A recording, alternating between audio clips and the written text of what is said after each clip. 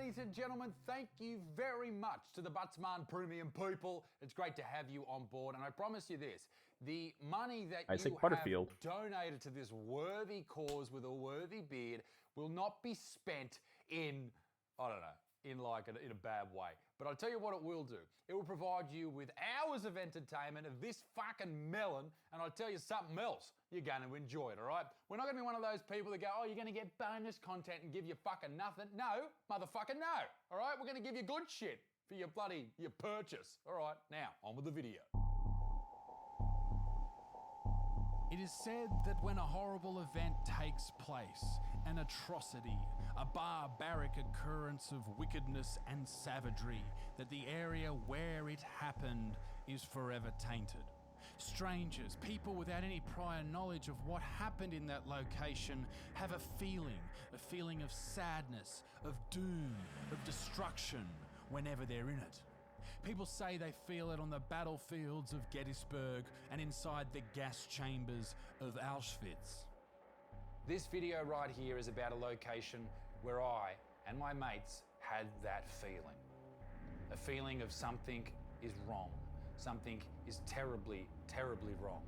We walked into an area where we felt that someone at some point had felt pain, had been tortured, that a violent, malevolent feeling echoed through the air. Ladies and gentlemen, this is my investigation into Australia's most haunted road and the phantom hitchhiker who walks it. Australia's phantom hitchhiker?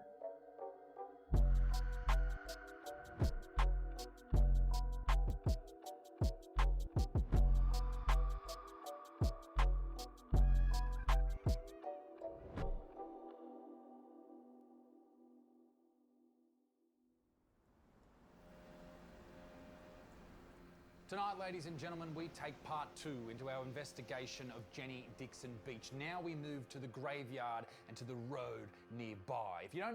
Okay, I keep forgetting he's a comedian, because I know you showed me this before, with the ghost tunnels. I even remember he went to one of the areas.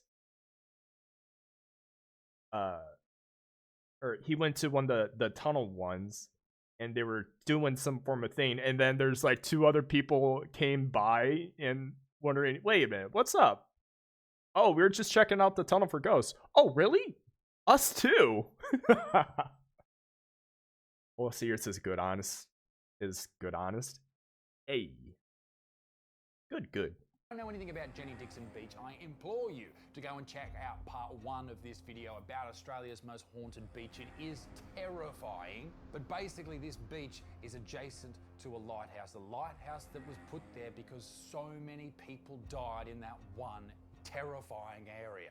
Over the past 2 centuries, that place has turned into literally an underwater graveyard, full of hauntings and terror and things that go bump in the night.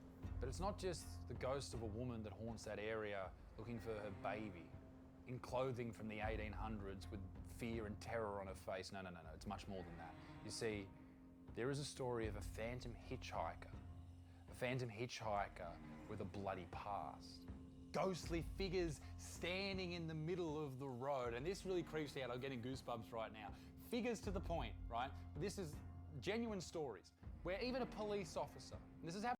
Yeah, I think we had that issue before when I was trying to find the video, so it's not fully updated. Also, Rennis, check back in my Discord. I'm now able to send videos that I would like to watch, or you would think I would watch. Happened to several other people, but a police officer, you're probably more likely to believe this story, had pulled over to let this person into their car to give them a lift. They drive past the Noraville Cemetery, and the person in the back seat of a police car, notoriously difficult to get out of, I imagine, is gone. This phantom spirit got into someone's car and disappeared. The story until now has been a mystery, but I think we may very well have come across the person who this spirit this tormented spirit, and it is a full-on story, may belong to. But I say that with the benefit of hindsight, because originally we had no idea what happened here. We were told by the ghost grannies, our guides. All right, Dream. You have a good night. Also. There we go. I need to update that.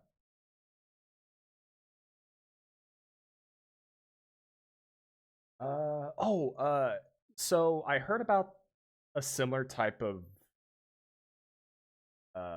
story. It's an SCP version where the guy, or there was a little girl with a red scarf, I believe. Yeah, no problem, Dream. Red scarf wants to be picked up and go to their parents' house, but as soon as they get to their parents' house, all that's left is a red scarf, and it has freaked out people. So the scientist was there to observe, and you know what his hindsight to actually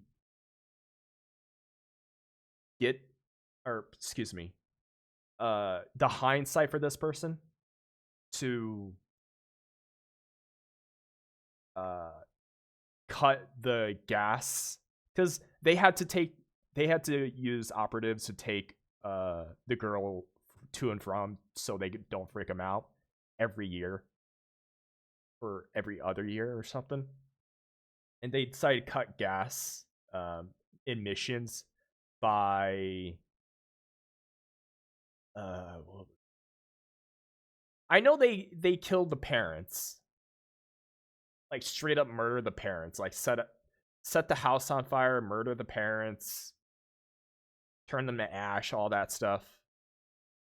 She wasn't around for quite a few years,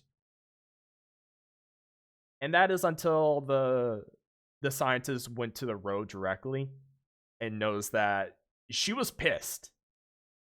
So the scientist was the first kill, and then it seems like every year she starts killing the drivers. So yeah, it just went from Euclid to Keter real quick. Put a video in a new channel. It's a whole series of one thing, almost 7 hours long, but it's something you could watch in bits. Yeah, I would definitely watch that in bits. Thank you. Nothing. They just told myself, Little Dixon, and Bluey Nielsen to walk up to a grave in a graveyard and see what we felt. Okay, so we're in a cemetery. A grave? And in a graveyard? Unheard of. Renata's standing here freaking out. As a medium, what are you feeling right now? Yeah, just starting to make a lot of connections. Sure. Making a lot of connections. Okay, well, you want to get out of here pretty quick? That's the feeling? No, well, sometimes the longer you are in places like this, the more the story develops. Sure. I'm probably just has a queue of people trying to give her information. Yeah. Right. So we want to tune in on some specific ones that are here. Yes. All right. We've got two beautiful souls that you need to. So you're going to send me to a grave? Yes. Yeah. Okay, and you'll tell me why later? Yes. Yeah, because we want you to meet them now, because we're going to learn their story as the evening goes on. Okay, well let's go and meet them, shall we? Okay, let's go. It's hard. Especially with all these people that are buried beneath you. It's a hard thing. 100%. Yeah. I think you've got to be like super respectful. Like, yeah, of course. People's resting place, people's families and stuff. So yeah. I know. Yeah. Like I say, I think you're right to feel probably a bit self-conscious about it. And I mean, where the graves we just had, they're 70 years old. Yeah. But there's a lot of graves around here that are very, very fresh, and a lot of young people have passed away here. So I think that they're starting. Yeah. The story I'm about to tell is just plain awful. The story begins in 1950. Eleanor and Clarence Holmes decide after 2 world wars to make the move from London to Australia. It's a huge change. A change from a war-ravaged London to a sunny Sydney. It wasn't just them. They had quite a large family. They had 2 boys, Doug and Frank, and their daughters, Grace and Kathleen. From Sydney, they found themselves happy and settled in a town called Toukley. They were a happy family. They were peaceful. They finally realised the Australian dream and found their slice of this great country. It was all going great until one sunny afternoon. At around 1:30 p.m, Kathleen and Grace decided to leave the family home, heading for a walk to the Nora Head Lighthouse. If we can fast forward just a touch to 1:30 a.m. the next morning, the Holmes family contacted the police because Grace and Kathleen never came home. After an intensive search by volunteers and the police force, the bodies of Grace and Kathleen, aged 17 and 11, were found face down in a swamp, dead. The swamp was known at the time as the Jungle. Wait, did they say they were going to the swamp or the beach? I was half listening. These two young girls who were looking for a new life in Australia had their To the lighthouse. lives Okay. Oh, that's right. Okay. I now remember. ended by a monster, or monsters. They had been beaten so viciously that their faces were unrecognisable, according to the media at the time. It is believed by police that Kathleen died first and Grace, the older sister, died trying to save her. A fisherman by the name of William Birtle was charged and later acquitted with the crime. This is a horrible murder, a horrible tragedy, an atrocious event that took place that changed the lives of not only the town folk, but obviously the family as well. And to make it worse, the murderer is right now still at large. So could it be the spirits of Grace or Kathleen that haunt this area, looking for answers, justice perhaps? Or could it be a whole nother case altogether? Because their story isn't the only tragedy that took place at this exact spot. A few decades after Grace and Kathleen's death, a young female was walking, hitchhiking after work along Wilfred Barrett Drive. 5 young men pulled up in a car. She got in. Immediately she felt nervous and worried and concerned and anxious. No doubt, you can imagine why. And her worry was justified.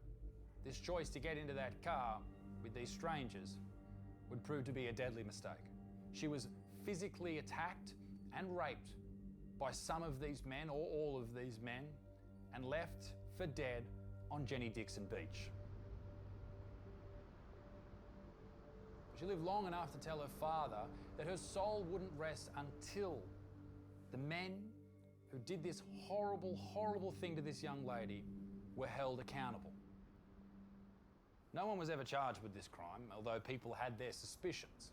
There was a particular group of 5 young men that everyone in the area thought were the perpetrators of this horrible crime. Strangely though, they weren't charged, but all their lives ended. The first of the men killed himself, hung himself, because he was being haunted. This is what he told people, that he was being haunted, and that's why he ended his own life. Another Wait, did he send a note there? Or did he just tell him by mouth? was killed in a car crash, the only one in the car. Before he died, he claimed that he swerved because he saw someone standing in the middle of the road, but no one else was nearby. What? Before he got into the crash, he told somebody? What, were they on the phone? The third drove a car off a cliff because an apparition had been tormenting him. The fourth ran his car off an embankment on the Pacific. Okay. Because the whole flatlining yourself, I would believe they, send a note down, but the car crash? Oh, paramedics. Gotcha. Also, there's an ad, so be right back. I have returned. How's it going, everybody? Let's continue on. Highway. Why? He told people that he picked up a hitchhiker. Thank you for the on hydrate. Wilfred Barrett Drive. Your package. Who disappeared in the back of the car, and the people who he told this story to him ridiculed him so much, they teased him, and he ended up killing himself. All of these stories are just like the fifth man, who ended it all with a shotgun to the mouth, because he was being haunted. That should freak you a little bit the fuck out. But also, if what they're being accused of by this spirit is true, then these pricks fucking deserved it. People in the area have reported seeing this hitchhiker on the side of the road for a long time now. Even a doctor who was on holiday in the area had no idea about the whole story, pulled over, picked someone up, looked in the rear vision mirror, and they were gone. One night about 20 years It must have been the wind. The wind must have opened the door and shut it. ago, I was driving a taxi and I picked up a fare from Central Coast Leagues Club. Oh, About glow 2:30 sticks in the don't morning. work. We come up towards this bridge and there was nothing around. We were the only two people in the car, and that we were the only car on the road. And we come up to the bridge. Listen, I forgot to disable some stuff, okay? Just don't hit anything that doesn't look great. I'm sorry. It will happen again. And I was just about to cross the bridge, and all of a sudden, in the headlights, on the left-hand side of the guard, was a lady with a long blonde hair on like an Arabian-coloured horse, a light brownie-coloured horse. Right. And next to it, a red cattle dog. It was that quick, and it was that close to the car. You didn't have time to brake, didn't have time to swerve. We just braced for an impact. Yeah. Somehow we missed it, and I remember seeing the figure of the horse, as we passed it. We pulled up just past the other side of the bridge, just to say, look, what are you doing riding a horse in the middle of the dark and blah, blah, blah, blah, blah. And nothing there. Well, mate, it seems that the Central Coast is very haunted. Yeah.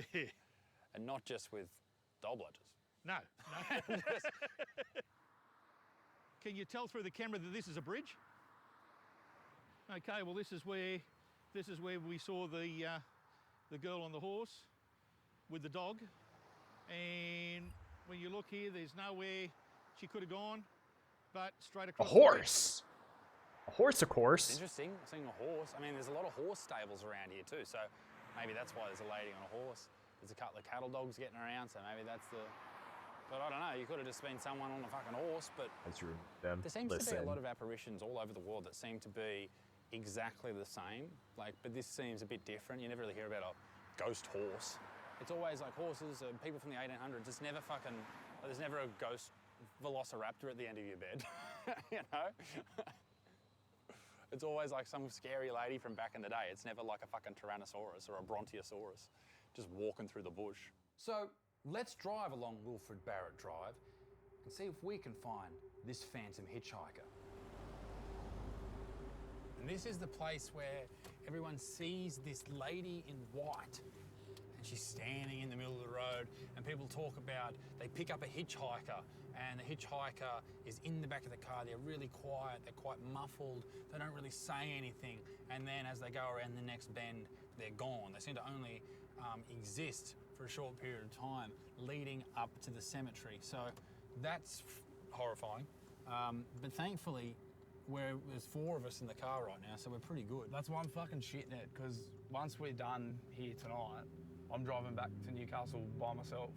Yeah. So yous are all driving together, and I'm fucking one out in my little Honda Gets. Just do not look in the rear vision mirror, Oh, because mate. that's where the eyes will be staring back at you. Fuck. I'm like genuinely like a little But wait, they have a cameraman in the back seat. hanging out in fuck near a cemetery and that. Like I'm a little bit uneasy about It is, it's dead, of course, absolutely. Uh, It'd be weirder if you weren't. yeah. All right, so what we're going to do now is take you down Wilfred Barrett Drive. Now, the Apparition seems to appear between the cemetery that you're in earlier today and the Magenta Shores turn-off. So one at a time, in the back seat of the car, we're going to put a REM pod next to you because the apparition is supposed to appear in the back seat with you. Right. We want you to tell us whatever you're feeling. So if you think of a name or you pick up on an emotion or if you get that, anything, goosebumps, anything at all, just say, I feel that here. So we're going to note where each one of you have any sort of sensations. Sure. Don't compare notes when you get back. No. And we'll see if we get any correlation like we did with Lochinvar House. Cool, let's do it then. Okay, so they're not going to bring the cameraman in. They're just going to put a bipod or something. Yeah, a little bit apprehensive. Yeah, it was a bit, when we did the Isaac, I don't think Isaac and I did a particularly good job when it was just us, but when we were all together, did that like opening ceremony on the beach, I felt quite uneasy. So yeah, a little bit. Something nervous. like that. So there we go. You've got it. You've got this. Yeah. We'll see what happens. Just the driver, not a pat.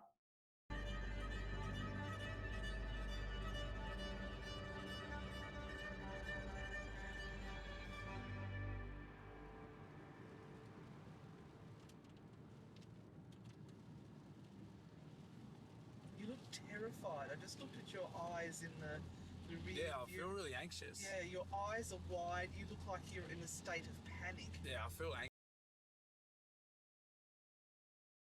Okay.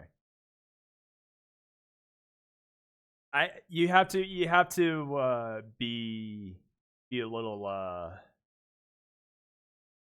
I have not. Is that fear coming from the road itself, or do you think you're picking up on the anxiety of someone else? I don't know. Whether it's just the cold or not, I don't know. So what I want you to do, coming back The rain is definitely not helping. now, is just to gaze out through the window Yeah. and to let your eyes. Either that was my own throat or I heard a gurgling noise. I think it was my own throat. But I heard something like in my ear. So it might be it was a lot of the hairs on my back of my head. So it's probably the reason why it's cold. A lot of stuff that can be that's the beauty of theorizing. A lot of stuff can be told as, oh, it's ghosts. No, it's just stuff. But yes, I even forgot what I was about to say. Oh, that's the first time I'm back. Oh right, the unfolding your eye thing. I've done it while sitting with the BBQ and suddenly I noticed all the little ants on the ground, even blades of grass moving from them. Yeah, especially with playing Battlefield, when you're sniping or when you're trying to find any enemies moving around slightly, you do that in a game, and then you can instantly target them. Lock on target, lock on target. Unless it was the subway area, then man, those were a lot of explosives. A lot of shotgun shells, a lot of flashlights.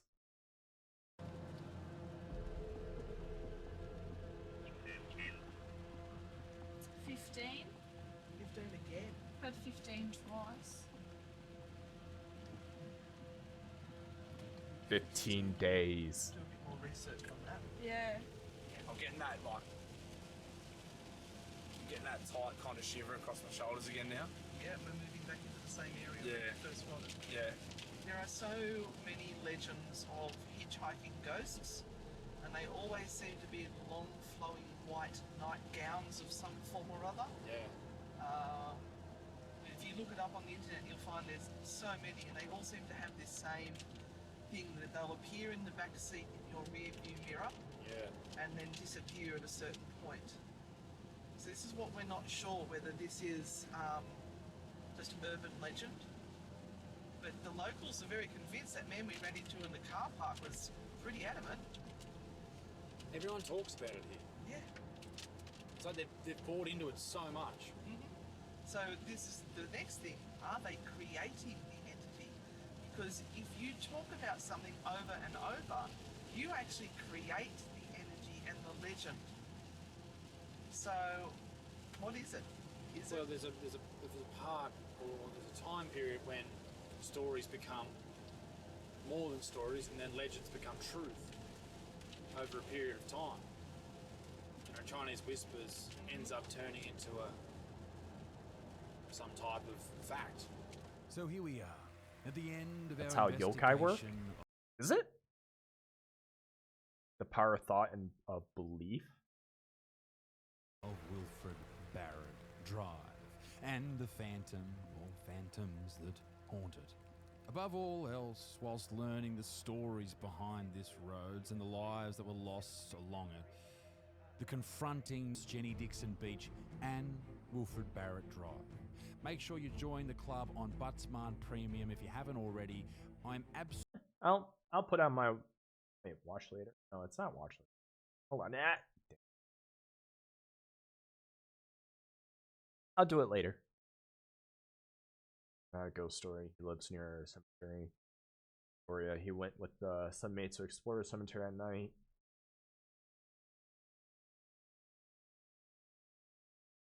A few nights later, in his sleep, about the young child. Asked where she was. Took him old tombstone of 7-year-old. Decided to check out the graveyard. He went where the graveyard is and saw the two.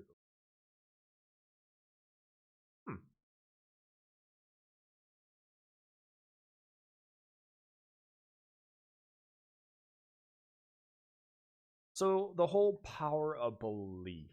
You believe something, it may come true. Similar to how gods and all that stuff come into belief. Okay. Hold on. I believe I have $1 million. If enough people believe it.